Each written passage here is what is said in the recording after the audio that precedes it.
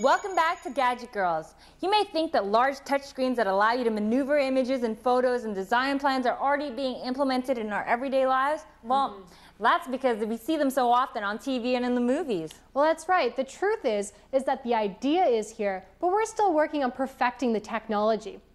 I met up with Professor Wolfgang Strutzlinger, and he showed me where multi-touch tables are at and how we can expect to use them in the future. Touchscreen technologies are rapidly evolving, getting to bigger and bigger screens. And we're here at York University talking to Professor Wolfgang about a screen that he's developed to bring the technology from an individual application to a group one. Wolfgang, what have we developed here, and what are the applications of this technology?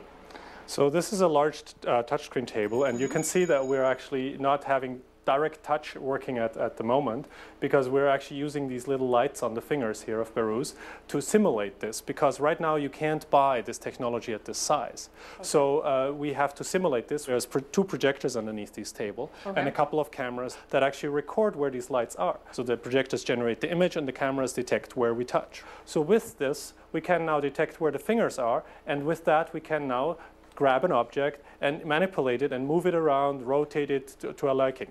Now what you might do as a simple application for this, instead of this little text card, you can imagine moving photos around, and then you get into applications such as photo sorting. In a more commercial setting, you might have applications such as a control situation where you have, say, a subway network and the various signals on the subway and so on. And you can now go and actually switch a signal in the network. But everybody around the table can interact simultaneously, because this technology that one person can touch, of course, naturally scales up to a larger table. Another application scenario for the same thing is that we have disaster relief, and we say, well, we need a unit over there because there's lots of people have need of food, but over there we need more first aid, right? And things like this. And we can plan this out on this table here. It gets even more interesting if we get to a three-dimensional world where we start to interact in 3D. A 3D world, can we see that up on the table? Sure. Beruz, would you please switch to 3D?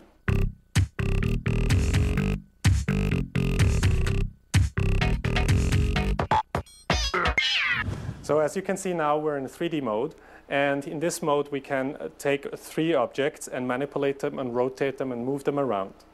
So as an application for this, you might think of a living room design where we say, okay, we want the big screen TV over here, and we want the seating over there. Could you also use it for urban design, urban development? Yes, absolutely. So as you might imagine, we could have a 3D view of the city, say, from the top.